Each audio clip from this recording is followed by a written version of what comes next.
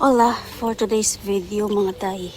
Kahit maulan, sumilip talaga ako sa aming mini garden or sa aming mini farm. Wala na kasi akong time, magtatanim sana ako ng carrots. Mas madali kasing tumubo yung mga seeds pag tag-ulan kasi nga nababasa sila. Kailangan bago matapos tong 1 week kasi tutong ulan ng 1 week. Sayang kasi yung panahon, iba talaga ang tubig ulan. Biglang lumaki yung mga tinanim ko. Lalo tong saluyot, ang payat-payat nito nung nakaraan. Tapos yung mga mais, lumaki na rin sila. Tumaba-taba na. Pati yung alokpati, ang laki na niya, ang taba. Yung kangkong lang talaga medyo mahirap siyang palakihin. Kasi yung kangkong gustong-gusto nila yung may tubig. Pero karamihan kasi nang binibentang kangkong dito payat. At yung kamatis namin may bunga na. May mga bulaklak na sila, pati yung talong. Kaya lang tumubo na naman yung mga damo. At dito ako natuwa sa aming kamote. Umagapang na siya.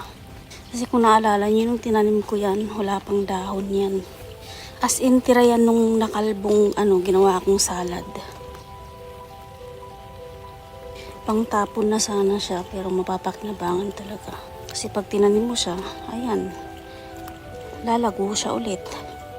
Tutuwa lang ako kasi talagang ayan gumagapang na talaga sila. Pati yung aming talong may bulaklak na. Sana lang talaga tuloy-tuloy na sila. Kahit tag-ulan gusto kong magbungkal. Kasi sobrang lambot ng lupa. At itong tinanim kong curry may bulaklak na rin siya tsaka gumagapang na. Pati yung dalawang punong piman. Madalas kasi noon sa veranda lang ako nagtatanim. Yung kangkong hindi siya lumaki kaagad.